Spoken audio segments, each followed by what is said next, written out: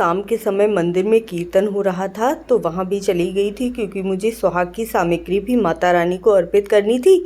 और कीर्तन हो रहा था तो थोड़ा सा डांस भी किया, बहुत मज़ा आया, बहुत सारे लोग थे इसीलिए बहुत अच्छा लग रहा था। और माता रानी का कीर्तन हो रहा हो और वहाँ डांस ना हो, ऐसा तो हो ही नहीं सकता। बड़ा मज़ा आया वहाँ पर। उसके बाद मैंने सुहाग की सामग्री अर्पित की। तो जब भी सुहाग की सामग्री अर्पित करें तो मंदिर में दीपक ज़रूर जलाएं। बिना दीपक प्रज्वलित किए आपको कोई भी कार्य, शुभ कार्य नहीं करना चाहिए। और माता रानी को लाल लाल चुनरी बहुत प्रिय होती है ना, तो जो वहाँ पर पुजारी जी थे ना, वही अर्पित कर रहे थे सभी लोगों को लेकर चुनरी। तो मैं ये बैग में सारा सामान लेकर गई थी।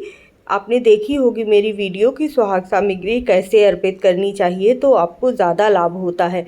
देखिए, सुहाग सामग्री अखंड सौभाग्य के लिए अर्पित की जाती है। इसके साथ ही जो हम स्त्रियां होती हैं ना, वह घर की लक्ष्मी होती हैं। तो जो सामग्री आप अर्पित करेंगे ना अपने हाथ से माता रानी को, वह आपके घर में बरकत लेकर आए, सुख लेकर आए, समृद्धि लेकर आए। ऐसी बहुत सारी चीज़ें हैं। तो वो वीडियो जाकर ज़रूर देखिएगा कि आपको माता रानी को सुहाग की सामग्री कैसे अर्पित करनी है। और अष्टमी का दिन था, सुबह कन्या भी करनी थी, इसीलिए जल्दी जल्दी ही घर वापस आ गई थी। कीर्तन तो बहुत देर तक चलता है मंदिर में, लेकिन माता रानी को सुहाग की सामग्री अर्पित करने के बाद, क्योंकि कन्या भी बुलानी थी, मार्केट भी जाना था और बहुत सारे गिफ्ट्स लेकर आने थे कन्याओं के लिए, बहुत देर मार्केट में घूमना पड़ा मुझे, क्योंकि समझ ही नहीं आ रहा था कि कौन सी चीज़ें ली जाएं।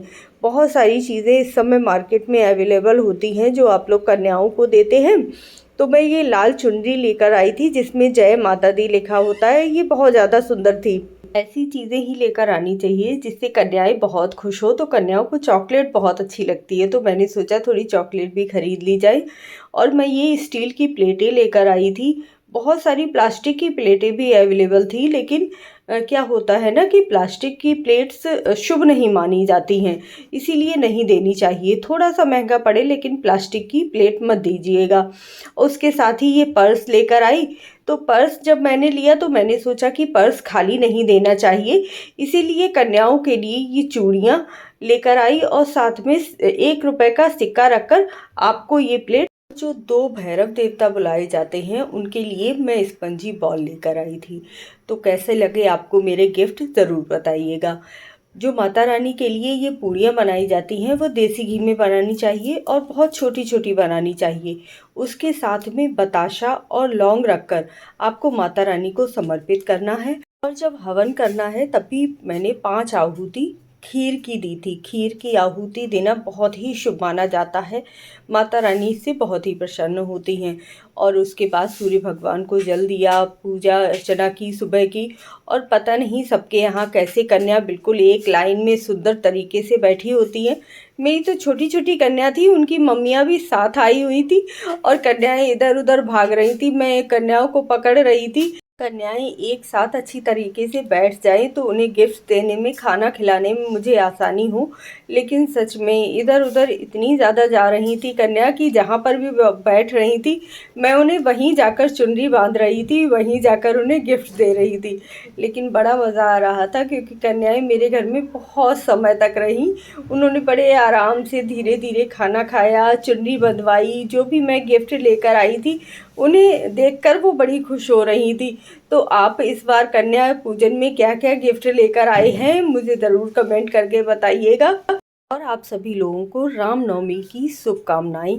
थोड़ा सा लेट हो गया क्योंकि वीडियो अपलोड करने में बहुत ज़्यादा समय लग गया मुझे, कोई बात नहीं, माफ़ कर दीजिएगा। और ये कन्याओं को मैंने गिफ्ट दिए थे, कन्याएं बहुत ज़्यादा खुश हो रही थी। रामनवमी के दिन आपको राम भगवान को खीर का भोग लगाना बहुत ज़रूरी होता है। तुलसी पत्र ज़रूर डालिएगा उसमें, या फिर आपके घर में लड्डू गोपाल हैं तो उनकी सेवा कीजिएगा, उन्हें खीर का भोग लगाइएगा। पूरी, हलवा, खीर ये कृष्ण भगवान को बहुत ही ज़्यादा प्रिय होती हैं। और इस दिन आपको सफ़ेद मिठाई अपने कान्हा जी को ज़रूर खिलानी है। इस तरह से अपने कान्हा जी को, क्योंकि कहा जाता है ना, जग में सुंदर दो ही नाम, चाहे कृष्ण कहो या राम, बोलो राम राम राम। बोलो कृष्ण कृष्ण कृष्ण। तो चाहे आप लड्डू गोपाल की सेवा और पूजा करें, चाहे आप राम भगवान की पूजा करें, दोनों एक ही हैं, दोनों की पूजा एक समान है। तो मैंने अपने लड्डू गोपाल की आज सेवा पूजा अर्चना की और अब मेरे कन्या जा रही थी। तो हमारे यहाँ क्या होता है, आपके यहाँ अगर ये नियम होता हो तो कमेंट करके ज़रूर बताइएगा। जब कन्या जा रही होती हैं तो एक लोटे में जल लेकर आपको कन्याओं को विदाई देनी होती है कि जिस तरह से इस बार कन्याएं बहुत अच्छे अच्छे तरीके से हुई हैं, तो अगली बार भी ऐसे ही सुंदर तरीके से मेरी कन्याएं हों, ऐसा मुझे आशीर्वाद मिले। तो एक लोटे में जल लेकर जहाँ तक आप जा सकते हैं वहाँ तक उन कन्याओं को छोड़ा जाता है और उसके बाद वो जल अगर लोटे में बच जाए तो वो पौधों में डाल दिया जाता है। इसके साथ ही आपको जो चौकी का विसर्जन है वो किस प्रकार करना है तो उसकी वीडियो मैंने डाल दी है, चैनल पर जाकर ज़रूर देख लीजिएगा। और ये छोटा सा मेरा कन्या पूजन का ब्लॉग समझ लीजिए या कन्या पूजन के कुछ नियम हैं, रूल्स हैं, वो समझ लीजिए। तो इसे भी खूब प्यार दीजिएगा, चैनल को सब्सक्राइब ज़रूर ही कर लीजिएगा। वीडियो आपने पूरी देखी उसके लिए धन्यवाद। जय माता दी का जयकारा ज़रूर लगा दीजिएगा।